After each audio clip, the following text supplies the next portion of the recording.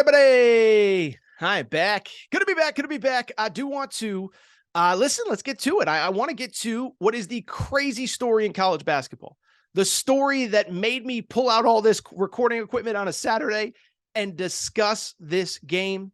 Because on Friday night, we had what I believe to be, frankly, to be blunt, I don't think it's an exaggeration to say that this was one of the greatest upsets in the history of sports and in the history of college basketball. And I'll take it a step further. I think you can legitimately argue that this game, because of the circumstances, because of the teams, was the greatest upset in the history of college basketball, the greatest upset in the history of the NCAA tournament. That is because on Friday, as many of you probably know, the Fairleigh Dickinson Knights, 16 seed, weirdly didn't even win their conference tournament because the number one seed in their conference won the conference tournament. The number one seed, Merrimack, was not eligible. So Fairleigh Dickinson, as a 16 seed, walked into Columbus, Ohio, as a 23-point favorite against the mighty Purdue Boilermakers. And Fairleigh Dickinson walked out with a 63-58 win. Congrats to Tobin Anderson. Congrats to Fairleigh Dickinson. And we're going to talk about the Fairleigh Dickinson perspective in a minute. But also, why I'm here, let me say this. It is because this game, once again, confirms something that I continue to say on this show, and I think I'm the only person that ever says it. I don't understand why Matt Painter and Purdue basketball get continued praise without any criticism. I have never seen a coach in any sport get more praise with less criticism and less tangible on the court results than Matt Painter, and so I want to discuss it all right now. Now, before we do, very quickly, do want to give credit to Fairleigh Dickinson, okay? Because to me, as I just said, this is maybe the greatest upset in the history of the NCAA tournament. I understand that 3-4 years ago, whatever it was, 5 years ago, 2018, Virginia did lose to UMBC. But one, if you look at the analytics, UMBC, I'm not saying they should, whatever. The point I'm trying to make, Virginia was without their best player that night, DeAndre Hunter. And I saw some stats that said that if that UMBC team had played this Fairleigh Dickinson team, UMBC would have been a comfortable favorite. And so putting aside that game, we had an incredible moment in time on Friday night where Fairleigh Dickinson, as I said, they did not win the conference tournament that they played in. And oh, by the way, I don't think people realize how great this story is. So here's the Fairleigh Dickinson story really quick before we get to the Purdue angle.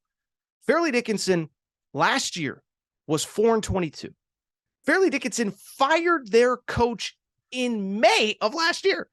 Tobin Anderson, the current head coach, did not get this job until May of last year, was a D2 guy, finally gets his Division I opportunity, and he delivers. Great regular season. They go to the conference tournament. Again, they don't win it, but open the NCAA tournament with smacking down Texas Southern. And then, of course, they do what they did against Purdue on Friday. But what's really wild about this result, what really stands out to me from the Fairleigh Dickinson perspective, and then I promise we'll get to the Purdue perspective, is that when you look at Fairleigh Dickinson, beyond the fact that they were just a 16 seed, I think you could argue that this was the worst possible matchup that they could have had in the NCAA tournament of anyone they played. Fairleigh Dickinson was, by definition, by literal definition, the smallest team in this NCAA tournament. Didn't start a player taller than 6'6". And of course, they're going up against Purdue, which, for all the criticism, they have a All-American center in the middle that's 7'4" that you thought was going to eat him alive. And instead, for most of this game, Fairleigh Dickinson, I'll be honest, I thought they were the better team. Listen, I criticized Jay Billis for a lot, but Jay Billis went on College Game Day on Saturday morning and just said flat out, Purdue sucked last night. Purdue was not the better team. Purdue did not deserve to win that game, and I agree with Billis on that one. Fairleigh Dickinson was quicker to loose balls. They made more plays. I thought the defining play in the game, final minute, there was a loose ball in the corner. Purdue desperately needs it to keep their season alive. What happens? 4 Purdue players are converging on the ball. A Fairleigh Dickinson guy sneaks in, grabs it. Now it ends up falling out of bounds and going back to Purdue. But in that moment, when Purdue needed a play, it was Fairleigh Dickinson coming out of nowhere and getting the job done. So congrats to Fairleigh Dickinson. As I'm recording here, many of you may be listening after they play Florida Atlantic, but incredible year, incredible season, incredible story as they now get set to play on Sunday again against Florida Atlantic in the round of 32. But while I'd love to just sit here and, kind of heap praises on Florida, on Fairleigh Dickinson and Florida Atlantic too, sure, like them too. But I didn't pull out the recording equipment on a Saturday to talk about Fairleigh Dickinson. I brought it out to talk about Purdue, who once again, as I have told you many, many, many times, I don't get. Like there are a lot of things in sports that I agree with, that I disagree with. I just don't get Purdue, because I don't believe that there's any program in any sport at any level that gets more praise with less criticism, specifically their head coach, than Matt Painter. And I just don't get why. And so if there's ever a day to go after Matt Painter, today feels like the day. And so let's get into it. Now, look, when it comes to Matt Painter, I'm not going to sit here and pretend like he's awful, right? I'm not going to sit here and pretend like he's the worst thing that has ever happened. He's been at Purdue for 18 years. And to his credit, pretty good regular season coach. Overall, 11 top 4 finishes in the Big Ten. And you don't finish top 4 in a good league like the Big Ten, and we can criticize the Big Ten, but it's a good league. You don't do that consistently over 2 decades if you don't know what you're doing. So this is not a Matt Painter needs to be fired. He's the worst thing that's ever happened. He's blah, blah, blah. He's this and that. But at the same time, I do think the resume is starting to speak for itself, because when you have 18 seasons at a Power 5 school, and you right now, here is the resume: 18 seasons, 11 top 4 finishes, which means you're getting a bunch of really high 1, 2, 3, 4 seeds, 0 Elite Eights, 1 Elite Eight, 0 Final Fours, 0 national championships. And yet when you hear the national media outside of me talk about him, all you hear is how great he is. Oh my goodness, nobody does more than less. Nobody develops guys better. Nobody does this. Nobody does that. It's like, okay, I get it. And I understand that every coach shouldn't be defined only by the NCAA tournament. I understand that regular season should matter some, but this is a tournament-driven sport. This is a sport whose postseason is one and done. And I don't think there is a guy who has done less with less criticism than Matt Painter. And here's the crazy part. I think the tide is finally starting to turn, because I think you can legitimately say that Matt Painter is in the midst of the worst 3-year stretch for any coach in the history of the NCAA tournament. And as a matter of fact, he has by definition the worst 2-year stretch in the history of college basketball in the NCAA tournament. For people who don't follow Purdue on a day-to-day basis, 2021, they were a 4 seed. They end up losing in the first round to number 13 seed North Texas. In 2022, this was last year, they were a 3 seed. They do get to the Sweet 16, but who did they lose to? Oh, I don't know, number 15 seed St. Peter's, excuse me. So for all the criticism that John Calipari got last year when Kentucky lost to St. Peter's in round 1, Matt Painter had an extra week of hype from the St. Peter's perspective, an extra week to understand that St. Peter's was not a joke and you need to beat them.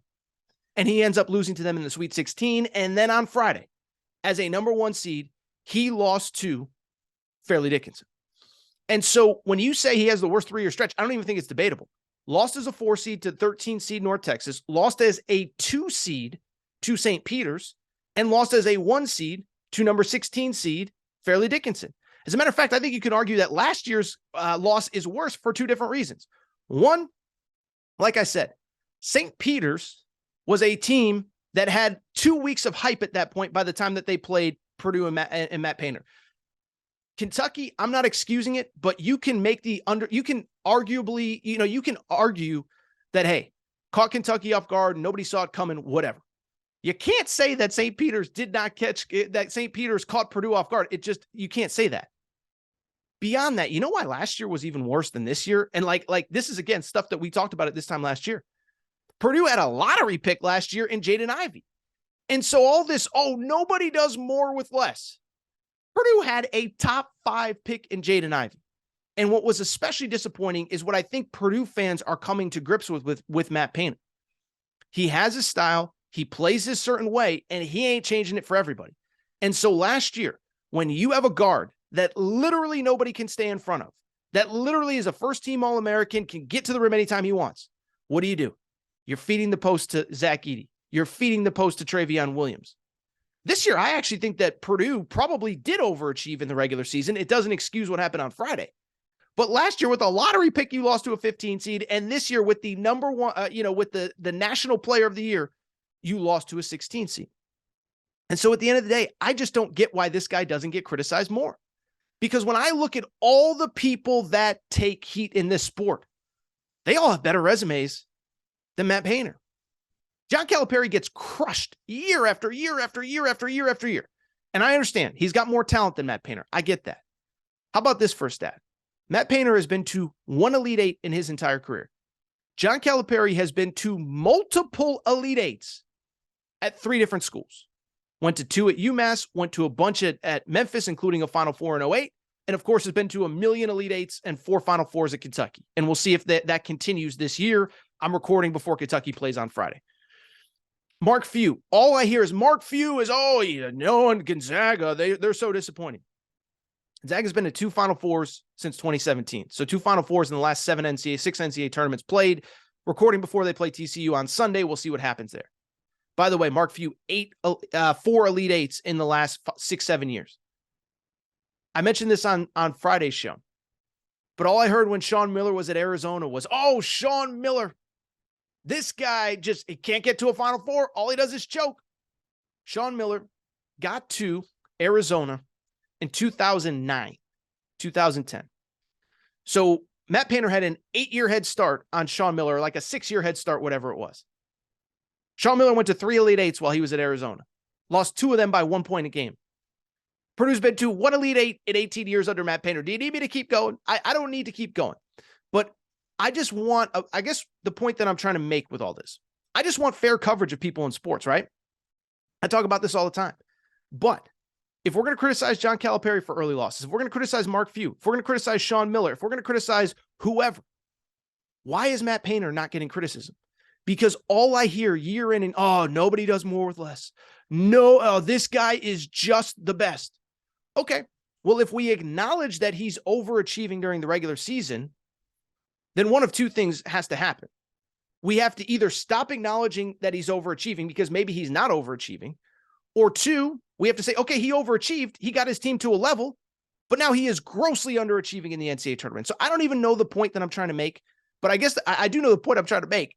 But I guess what I'm trying to say is I just don't understand the love. All I ever hear is how great he is. I was listening to this college basketball podcast about 2 or 3 weeks ago.